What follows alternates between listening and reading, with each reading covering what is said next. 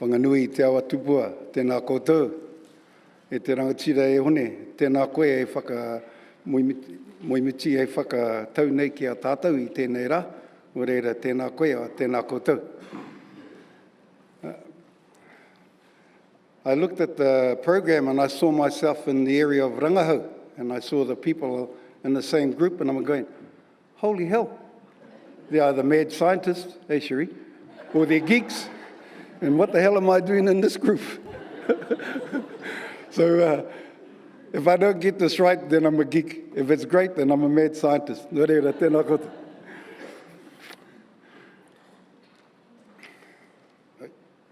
Turn it on.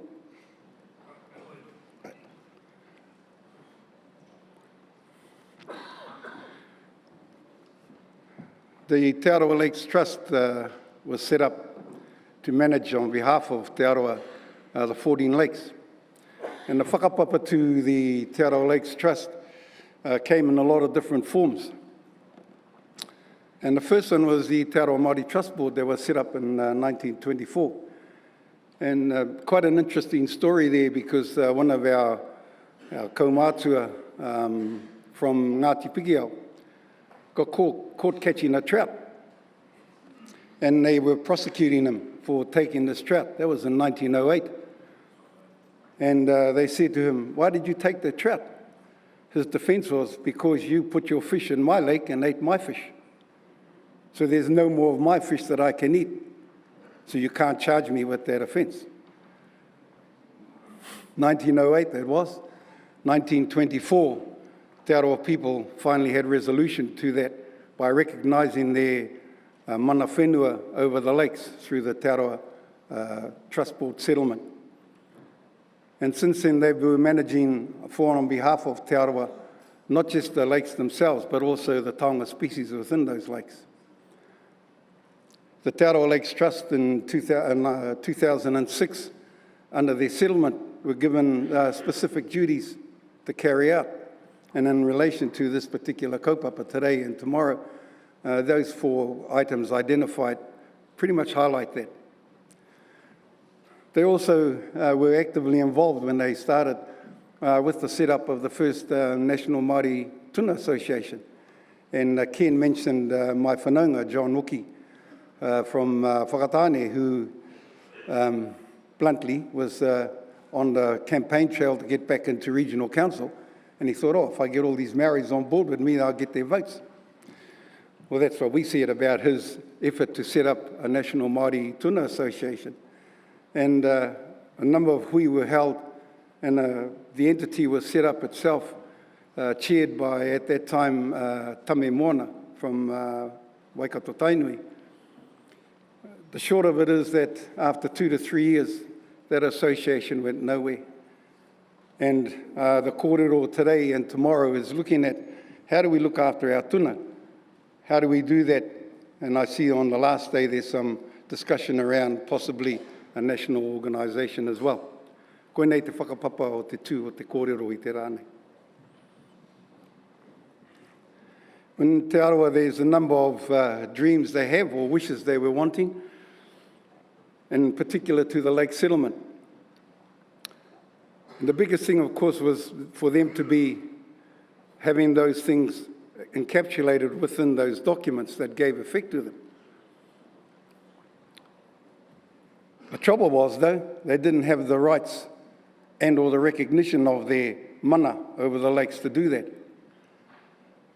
So the objectives, to a great extent, was, well, we want to do this for ourselves. And these are some of the ways we can do it. We want to be assertive in giving effect to our own mana over our lakes.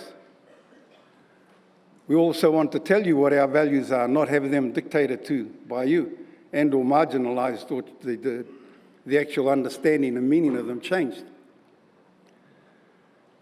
We want other people to know exactly who Te Arawa are and the mana and relationship they have with their lakes as well. But more importantly, we want to be the decision makers.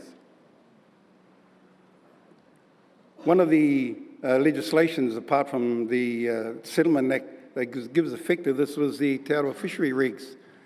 And again, in relation to this kaupapa, the tuna was recognised as a taonga species under the fishery regulations. But more importantly, we never had control over who could harvest and or access those taonga species. The fishery regulations were seen by our people as giving effect to our mana over those taonga species. So what did we do? Let's go and talk to Te Arawa, and I've heard the kōrero by other speakers. Let your people tell you who they are. Or as Ben says, look at that fish. And our wānanga looked at a number of probably abbreviated down into 3 key points. How can we achieve this? You, Te Arawa, tell us how to do that. And strangely enough, there were these 8 values that we came up with. Beautiful. How many of us have seen these in government documents? And our kōrero amongst our people was, we're sick and damn tired of seeing the angas and tangas being reinterpreted and applied by other people. Whakahoki te mana ki a mātou. That belongs with us. One of the other aspects about the kōrero was the engagement with what I terminized as STDs. Of course, that is stereotypical technical decision makers. You knew that, eh? And this was our problem with all of those agencies, including councils, who were determining how those lakes were managed, and in particular, who could use and utilise them. So under the series of wānanga we had with our Te Arawa people, they said, well, logically, you're talking about the lakes, and logically, that means about the water. Even though under the Te Arawa Lake Settlement, we got back the ownership of the lake beds, we did not get back the ownership of the water. And as Donna talked about earlier, the government is still saying no one owns the water. So what the Te Arawa Lakes Trust did was lodge a Waitangi tribunal for the ownership of the water. And then to go out to amongst our people and say, how do we do that? How do we get that back? What would be our evidence to support that particular tono? And these are some of the conversations that come up in the wānanga relating to the wai. Who is the wai? What is the wai? How does it relate to us? What are the physical components that we can recognize that interrelated with we as people?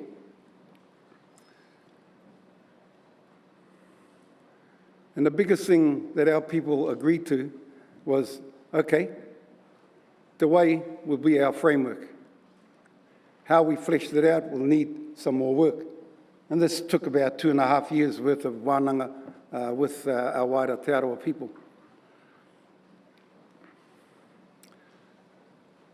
Because we come from Mai Maketu ki Tongariro, also known as the Waiariki region, then again it made sense that the framework should be based around Waiariki.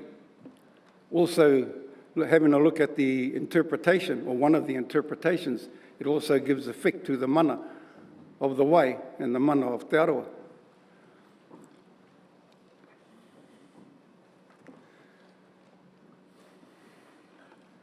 One thing about the conversation too was that it gives normality to our interaction with the lakes.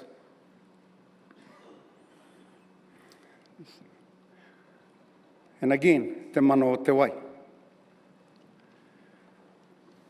The second component they looked at was wairua.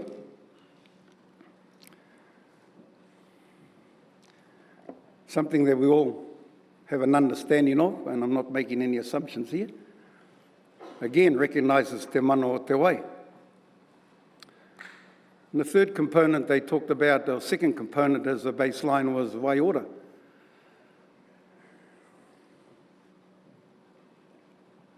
Again, te mana o te wai. And the third one they considered was wai ata. And that one took a bit of discussion, but because from Te Arawa, we're renowned for our hospitality, and particularly our singing and entertaining of people, then the true meaning of waiata comes through in a lot of our engagements as well. Not just through the entertainment, but also through the whakapapa and the kōrero. And again, enhances or give effect to te mana o te wai.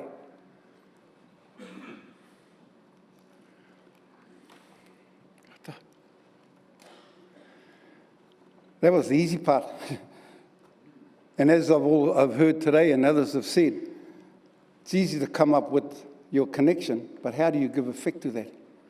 And this was the next part of the work that we've continued to do in Te Arawa, putting together the framework recognising the wai, then the waiariki, but also the waiora, wairua, and waiata. How do you tell people those particular qualities and how you give effect or recognise them when you're working with them on a regular basis, particularly when they've already got their preconceived own ideas of how that is to be applied? So we come up with a couple of principles. And this was in relation to the Lakes Trust because of their legal obligation, but also because of their long-term connection with the lakes themselves. And again, to give effect to that in this day and age, you needed to put it in the context of documentation that would be had regard for by the other people.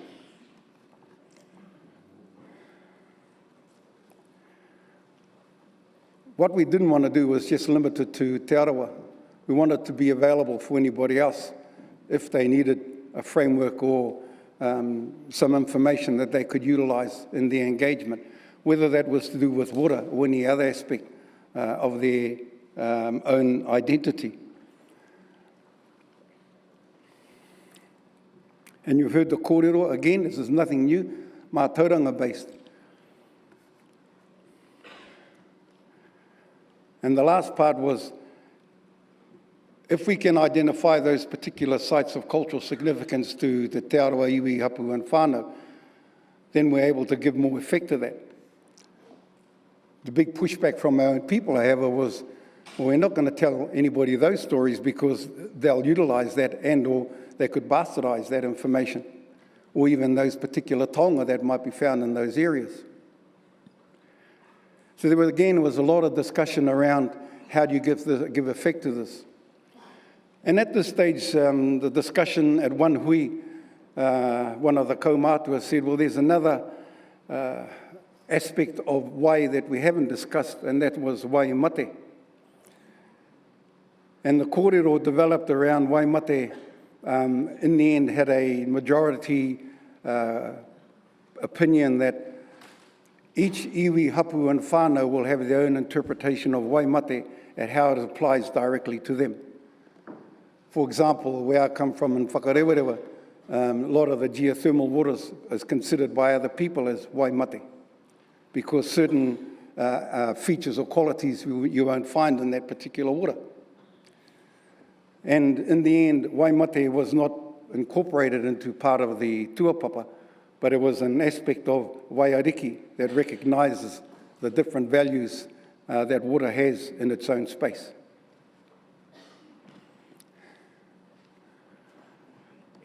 And again, how do we give some tangible effect to that Tuapapa? Again, based purely on what Te Arawa Lakes Trust were doing at the time, these were the two key principles they came up with. And at this time, we went out to our people again and talked with them. One thing they said is, you need to give us an example of how we can do this ourselves. So what we did in conjunction with the Ministry for Environment, we had rangatahi who were attending one of the training units with the Lakes Trust. And we trained them in the use of the one of the water measurement tools that NIWA have come up with. Actually, that we worked on that with Erica as well. So did Tuwhareto at the time as well, if I recall correctly, Tino Puro. And was used to measure the quality of water. So we got them to teach our students how to measure the quality of the water. And the sites we chose were adjacent to cultural sites of significance, and more particularly to marae. And while the students were measuring and encapsulating their water quality and making their own decisions about how good the water was, the second part of their engagement was with the kaumātua or the pakeke of that marae.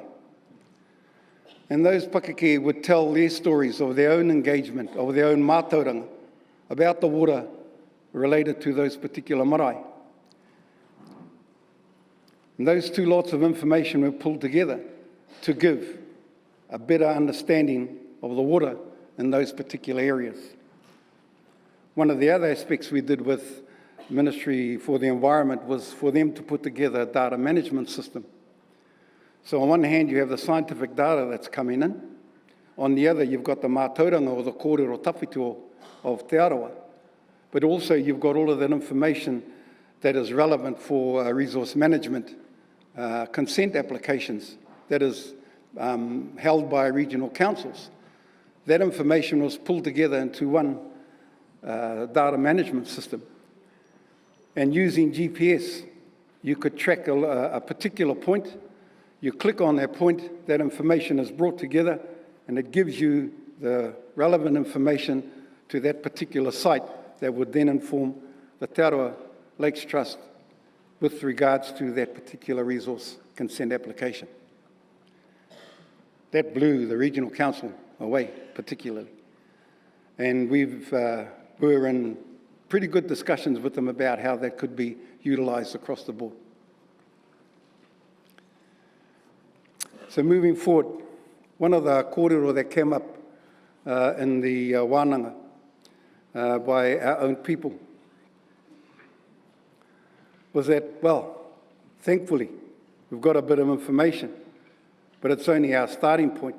We all need to get on this waka together to flesh that out so that we have the knowledge, the power that we are in control of those particular aspects that affect our way around our own mana whenua. Nō reira, tēnā koutou.